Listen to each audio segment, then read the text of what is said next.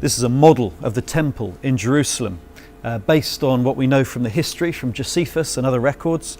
And of course, Jerusalem has never been far from the news. Late last year, back in the news again, with the American president, Donald Trump, declaring that America, as a state, would officially recognize Jerusalem as the capital city of Israel. Now, this caused a furore around the world. The United Nations condemned the decision. Many world leaders took to the stage to denounce what Donald Trump had declared. Abbas, the Palestinian president, declared that this announcement from Donald Trump had destroyed any chance of a two-state solution. Well, these are serious issues. And as Christians, we are obviously concerned because we don't have to read far in the Bible to discover the place of Jerusalem. And among Christians globally, there's really been a polarization in terms of how Christians have responded to this.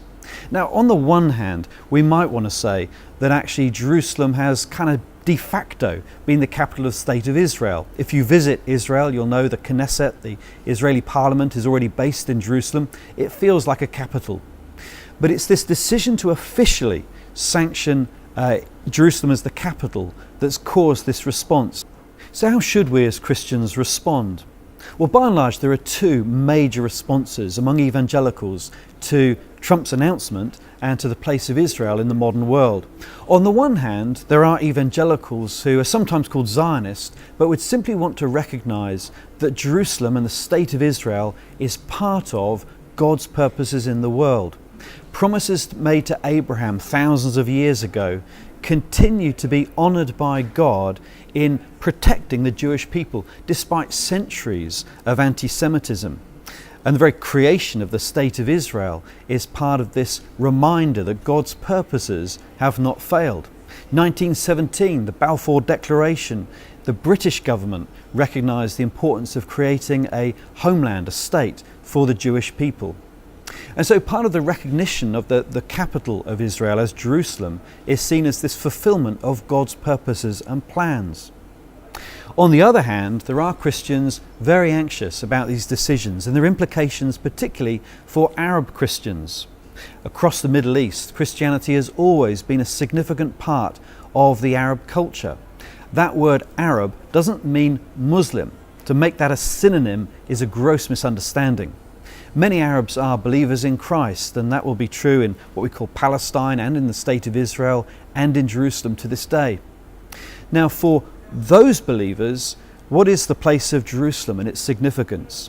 Many would say that actually Jesus Christ and the gospel have fulfilled those promises to Abraham. We no longer look for a temple to be rebuilt. We don't look for a particular place or real estate. Instead, we look to Jesus as the fulfillment of these promises, as our temple, as the new Jerusalem.